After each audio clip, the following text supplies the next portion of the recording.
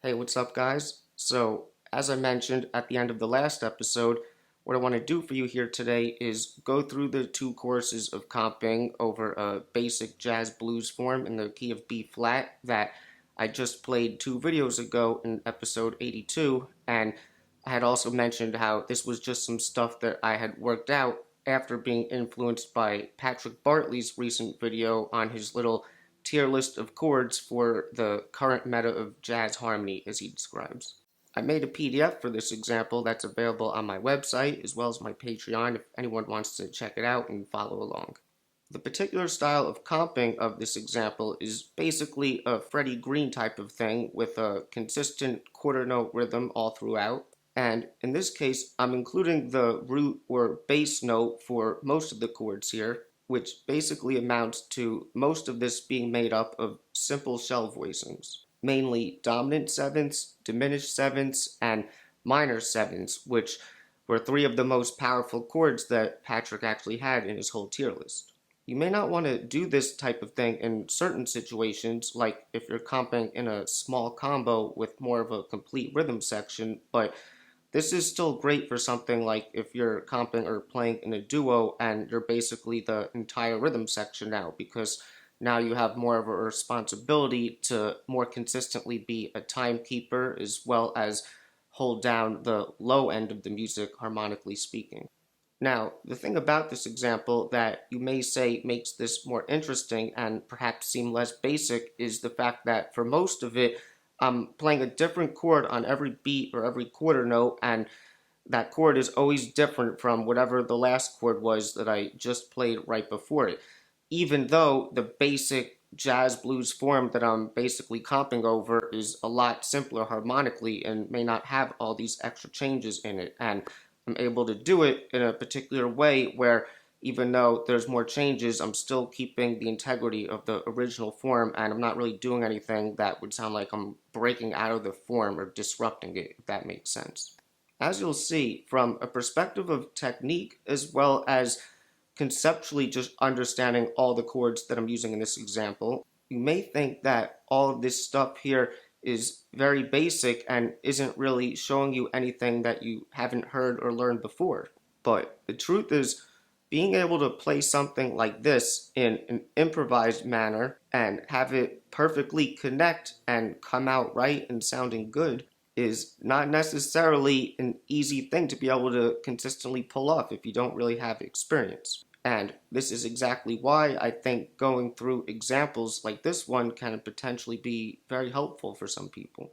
Believe me, there's no individual chords that I play in this thing or any substitutions or harmonic concepts that I may be using that I think are like the hippest sounding shit or anything like that at all. What I'll nerd out about with something like this is the refined way that all of the chords inevitably fit together in a way that sounds musical and at the same time perfectly abiding by some sort of logic harmonically speaking. Anyway, as I go through the example now, that point is probably going to keep popping up over and over again so you can see what I really mean, but let's get into it now. So, I'm going to start by playing the whole first chorus of this up front, and then we could examine it, and then we'll do the second chorus afterwards, alright? So, here it is. 1, 2, 3, 4.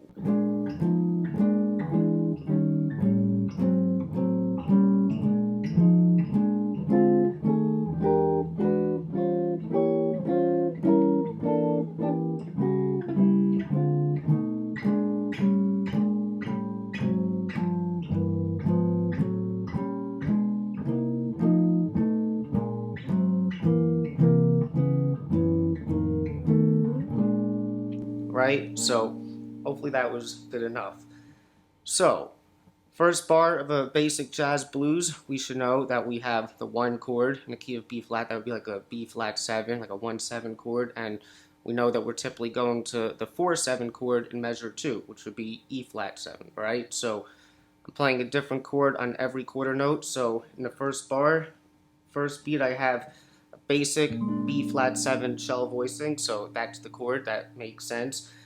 Next beat, I'm playing an F minor 7 shell voicing, and this is like the 2 of that 5, even though we're thinking about it like we're in the key of B flat, but if a dominant chord is normally like a 5 chord, you know, B flat 7 would be like diatonic to E flat major, and F minor is like the 2 diatonic in that key. So this is pretty common device. A lot of times when we think of 2ing the 5 or kind of like expanding the sound of the dominant to adding the 2, we might think about starting with the 2 and then putting the 5 afterwards. But here we're starting with the dominant and then we're sort of back cycling to the 2 in the other direction, and then on the third beat we go right back to the B flat 7, so it's going in both directions. So it's good to be aware of that you know, the voice leading can kind of move in either direction. Alright, so after that I play an E7 shell voicing on beat 4, and that's just the tritone sub of B flat 7. Alright, so either way, whether it's B flat 7 or E7, that's just the 5, or the tritone sub of the 5, that's going to E flat 7 in the next bar, and that's where we're landing, alright? So already, you know, as basic as those chords and devices may be, it's good to be aware, you know, if you're going to be playing a different chord on every beat and you're going to be playing multiple choruses of a blues, you got to have stuff in your hands, and without having to think about it, it's just good to know that, you know, that's something that you can do that quickly creates motion and can take you where you need to go, alright? So next bar is kind of like the opposite of what we just had. We're starting on E flat 7, the 4 chord, for 1 bar, and we know that we're going to go back to the B flat 7, the 1 chord, in bar 3. Alright, so first beat, we have that E flat 7 shell voicing. Beat 2, I'm playing the A7 shell voicing, just a tritone sub, so it's an obvious transition. Alright, now after that, we go to A flat 7, alright? And this is just moving, you know, like a tritone sub, that half-step motion, the same way these dominants can resolve, alright? And one thing to be aware of, you know, for this whole example, just, you know, for your understanding, if you're dealing with dominant chords or diminished chords, which can essentially be seen like a very similar sound functionally, you can essentially forever kind of move them chromatically in either direction, alright? And if you're moving, you know, downwards this way, you can think about it like a constant, like 5-1, 5-1, like dominants moving through the circle of fifths.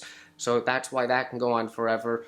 And if you're thinking about it the other direction, it's the opposite. It's like 4-1, 4-1, specifically like a 4-7, alright? You can think about it like if I'm in B flat 7 and the 4 is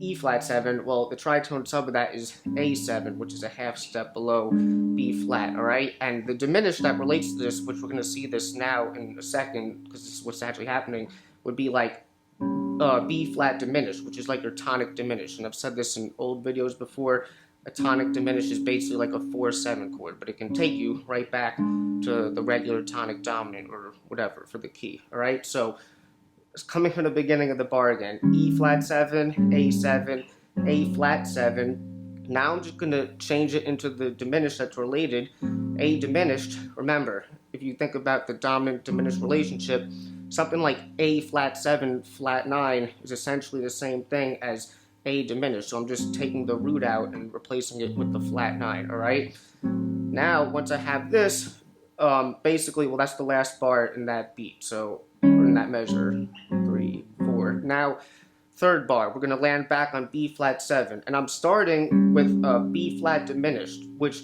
is not technically a B flat 7, but it makes sense because we came from an A diminished, and what I just said, you know, you can chromatically move it up, and if we're seeing this like a tonic diminished chord, this is sort of like a, you know, like a cadential diminished chord or something, people call it sometimes, where before landing on the actual tonic that you're going to, you can precede it with like the diminished, and it leads nicely. Alright, so the first beat I'm playing this B flat diminished, then beat 2, I'm playing B flat 7, and then beats 3 and 4, I'm playing F minor 7 and B flat 7, which is what we had going on before. So just to kind of go through those first 3 bars, you know.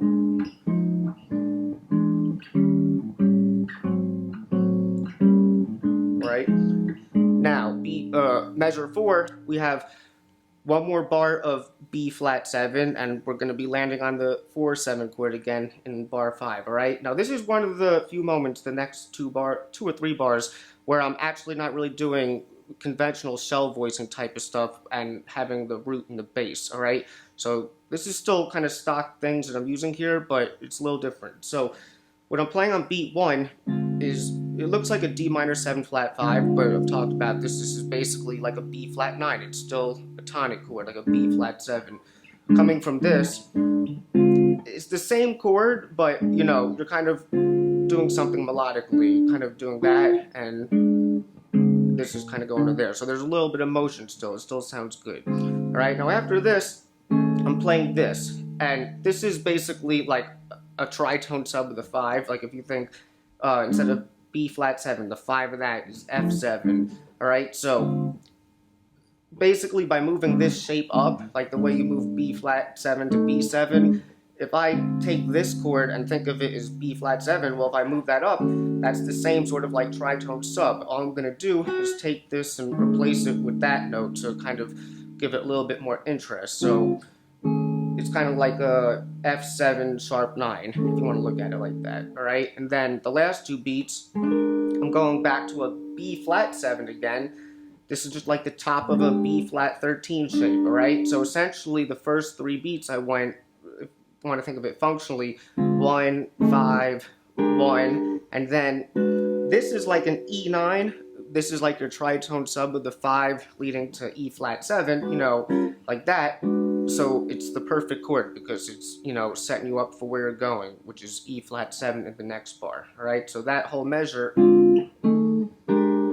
right? And then I land on this in bar 5, all right? And this is the same shape as this almost, but instead of having this note go down, I had the contrary motion, moved it up, so it's like an E flat 13, all right? Now, for the whole 2 bars that I'm on E flat 7 right here, I'm basically kind of moving these voicings through this sort of dominant diminished sequence, all right? So if you kind of know how they relate, all right, to make it easy, let's just say I'm thinking of this as E flat 7 right now. Like there's my root. I know if I go up a half step or down a whole step, that's the diminished that's related. So I can think of it like C sharp diminished or D flat diminished, whatever. And the root of that is just a half step up from there, all right? So this is a pattern. Like if I know diminished moves in minor thirds, and then I know this is going to be moving up a minor third to that, it's like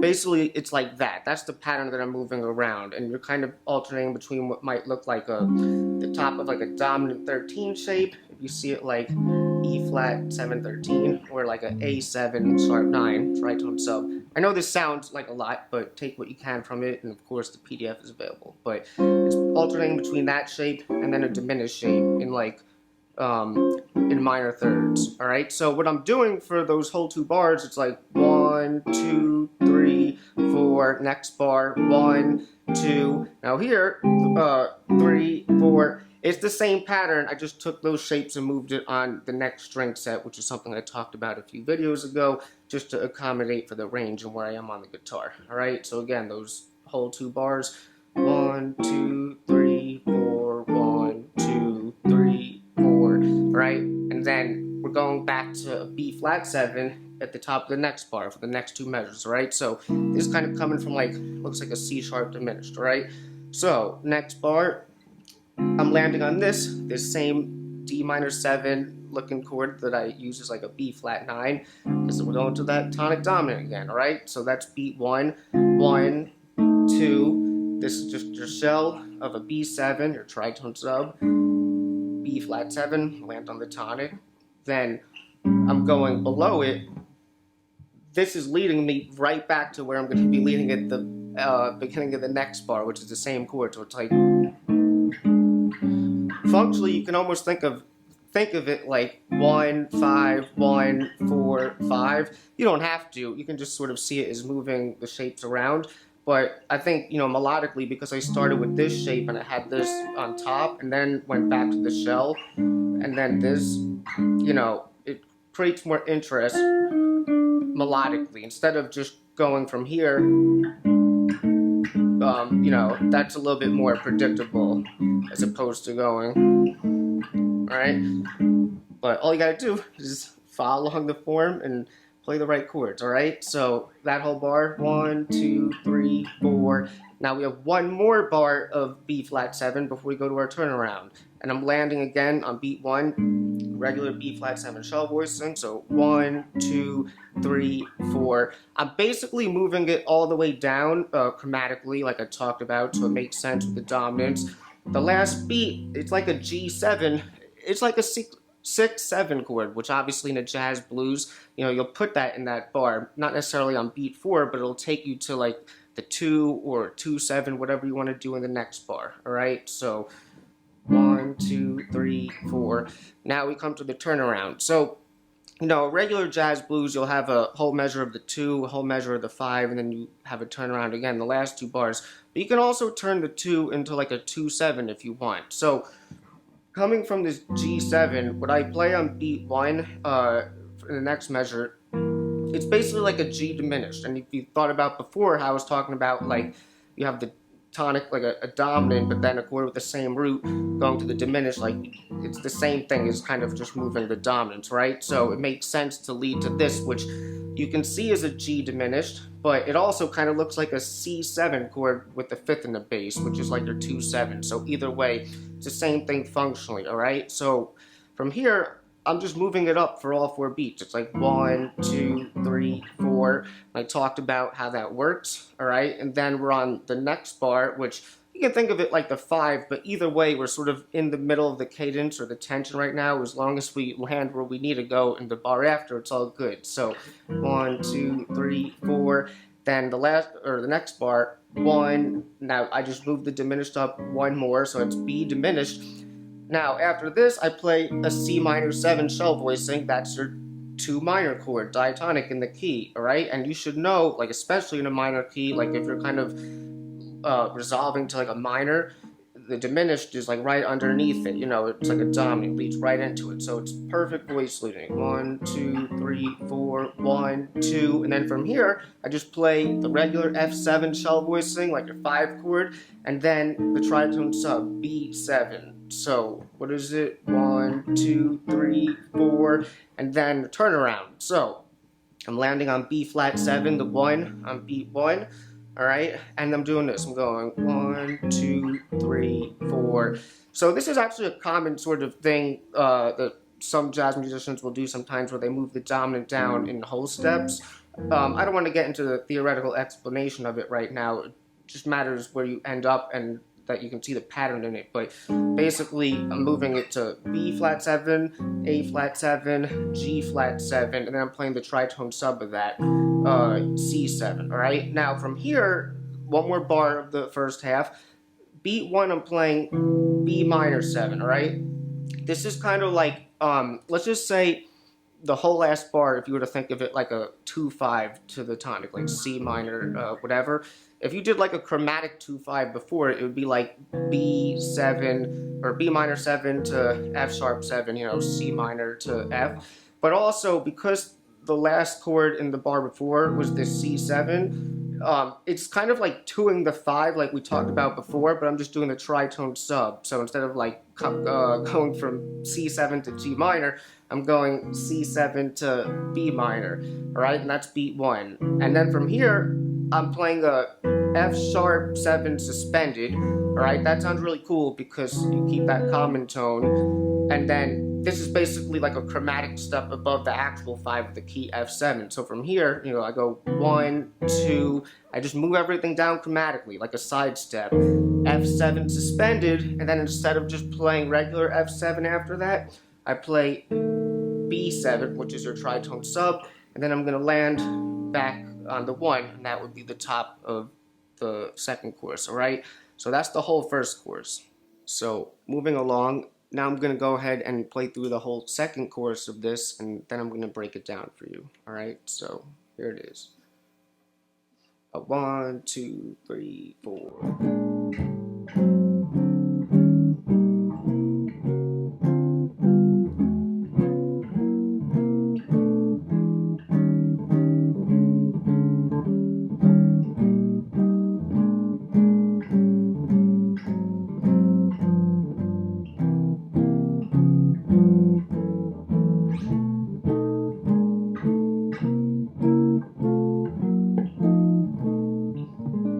Alright, so there you go. Hopefully that wasn't too bad. Alright, And you may have noticed already that for some of that, I wasn't necessarily playing a different chord on every beat. I was doubling up some of the chords, but still, for the most part, maintaining constant harmonic motion throughout all of this, all right, which keeps it interesting. So let's go right in. So measure 1, we know we're on a B flat 7 chord. That will lead into a E flat 7 in measure 2. So what do I got?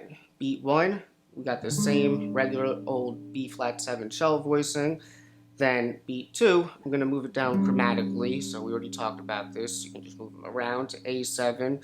Then beat 3, A flat 7, same thing. I just move it down to 3. And then beat 4, I'm going to play the tritone sub of that, which is D7, the shell voicing. And that's good because it leads right into the E flat 7 at the top of the next measure, just with that same chromatic motion with the dominance that we already talked about, alright? So everything makes logical sense there, and again, it's something that you could take as a device to get to the 4 chord, alright, or the 4-7. So, measure 2 now, we got the opposite, we're on E flat 7, eventually going back to B flat in measure 3. So, beat 1, I got this E flat 7 shell voicing that I talked about. Now, beat 2, I got this. Alright, now this is basically an inversion of an E flat major triad. It's a second inversion with the 5th in the bass.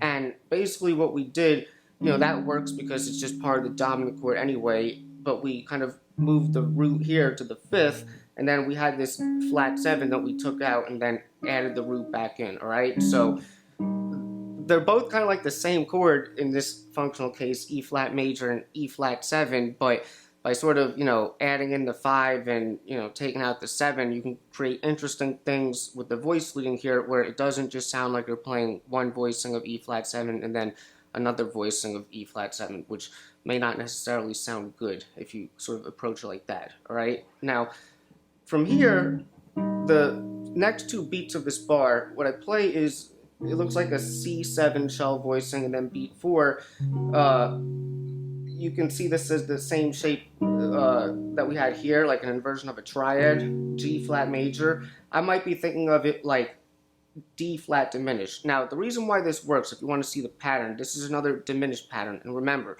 if we take the dominant chords and the diminished chord that's related to that, because the diminished moves in minor thirds, whatever sort of pattern we have, whether it's the dominants or the diminishes, we can just move them in minor thirds, alright? So if I go back to the first half, this E flat 7 shell, and then this triad shape, well, what's the tritone sub of E flat 7? It's A7, and if we thought of it like this, as the first chord, and then going into this, well, A7, what's the diminished? It's up a half step. It's B flat diminished, which is basically the chord that we just had.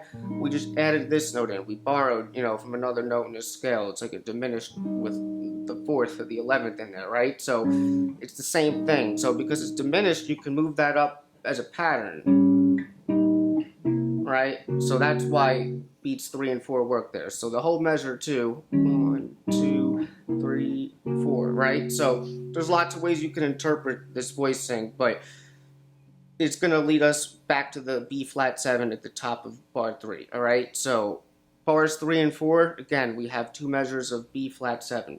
So what I'm landing on beat 1 of bar 3 is what looks like a D minor 7 shell voicing. And if you're in the key of B flat, it's like your 3 chord, alright? It's still in the tonic family of function, and if we look at the motion of the bass, it's a good one to go to. I could have resolved to literally like a B flat triad inverted. It's related to that, alright? So it's still kind of resolving to the same thing functionally speaking, if that makes sense, alright? So these next 2 bars, this is one of the more interesting parts of the progression, I'd say, what I'm adding in here. So beat 1, I have this D minor 7, and then beat 2, I have a G7. So that's just like a 2-5, or if you're thinking about it in the key of B flat, it's like a 3-6, right? And then on beats 3 and 4, I'm playing the tritone sub of that basically. So I go D minor 7, G7, then A flat minor 7, D flat 7, okay? So I play the normal one and then the tritone, so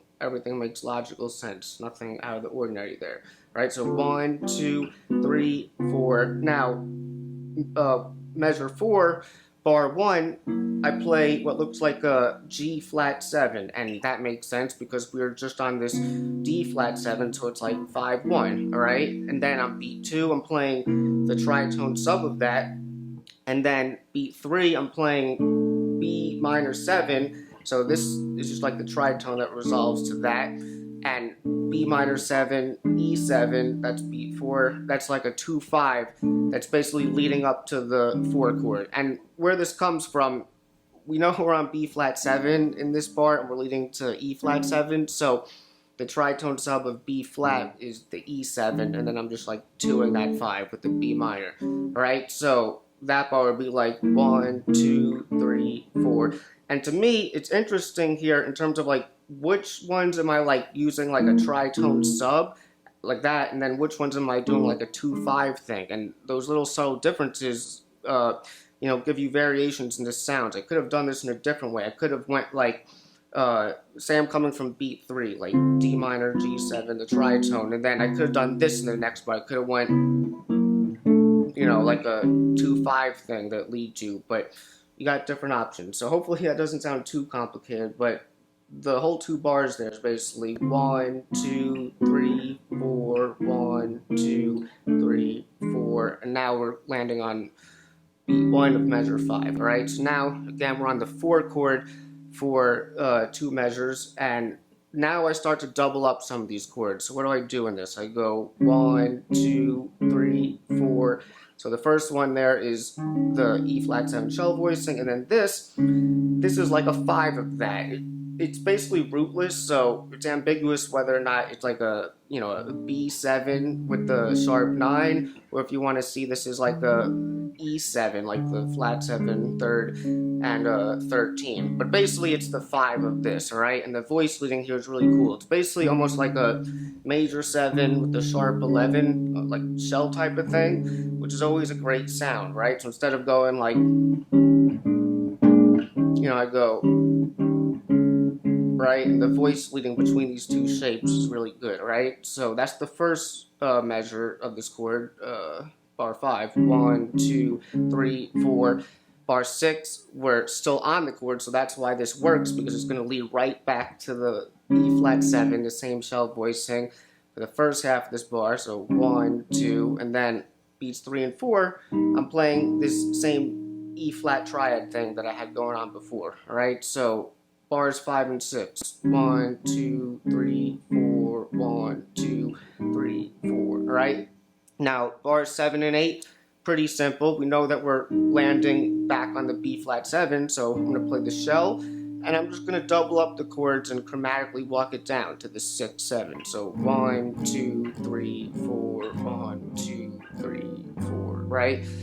Now, we're on a turnaround. So I'm starting on beat 1 with the C7, which is like your 2-7 like we talked about before, and of course it makes complete logical sense resolving to that because we went 1, 2, 3, 4, 1, 2, 3, 4, so it's like G7 to C7, perfect resolution. So I play this for 2 beats, 1, 2, now we're going back to a different chord every beat. After that I go, and that's basically like a tritone sub of like the 5, so like G7, or I'm sorry, we're on C7, so what's the 5 of that? It's G7, right? But the tritone sub of that is D flat. That's where I'm going first. I'm going 1, 2, 3, D flat 7, and then 4, the actual 5, G7.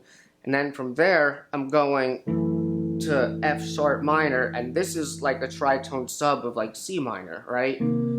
Instead of going like C7 to F7 or C minor 7 to F7, you can think like F sharp minor to F7, or what I do in the example is the tritone sub, so F sharp minor to B7. So without the talking, 1, 2, 3, 4, 1, 2, 3, 4, right? I'm pretty sure that's what I do. Alright, so now for the last 2 bars of this, basically, we're starting on B flat 7 again, the shell voicing, beat 1, and I'm going 1, 2, 3, just moving it up chromatically like we talked about, and then on beat 4, this is pretty interesting. I'm just changing it to the diminished, which would be like a D flat diminished, so nothing is changing functionally there. Now check this out. we go 1, 2, 3. C7 is like the 5 of the 5, like F7 in this case, right? And when we change this to diminished, we're just moving the voices around, but the function is the same. So after this, in the last measure, on beat 1, I'm playing this shape again, which it's basically like a F major triad in second inversion. This is interesting because, instead of kind of doing something where I would just go to like the dominant and you're kind of keeping these structures like the same, I keep the contrary motion or that voice continuing up first, so it creates interest, not just going to the dominant. I'm landing on the triad, all right? So that's beat 1, and then beat 2, now I'm going back to dominance. This is the G flat 7 shell voicing, just a tritone sub, and then back to F7, and then the tritone sub of that. So it's like 1, 2, 3, 4, and then you would be back at the top. So the last 2 bars, 1, 2, 3, 4, 1, 2, 3, 4, right? So very basic stuff like I've been talking about all day. That's really the theme of all this. I don't really think there's anything too complex or out of the ordinary that I'm utilizing here, but just the fact that we could work out ideas like this and practice them so that we can pull them out quickly and know that they're going to be effective and sound good is really what it's all about, all right? So I'm just going to leave that there for today. If anyone has any questions or anything they want to say, just put it in the comments. I'm here to help. And in the next episode, hope you're ready for the next episode. Hey, I'm most likely going to go back to, the main things that I was talking about. Still talking about working on chordal ideas and getting them into the hands, but I want to talk a little bit more about, moving them around and exploring the range a little bit more than I already have, all right? So should be some interesting stuff, all right? So that's it. If you enjoyed this video, I'd really appreciate it if you gave it a like and consider becoming a subscriber as well as a contributor to Patreon, where you'll get all the PDFs on this channel for only $5 a month. And if you think anyone else would enjoy this content, please share it with them as well. And I'll see you guys in episode 85. Swinging and playing the blues. That's what we about. I try to help you.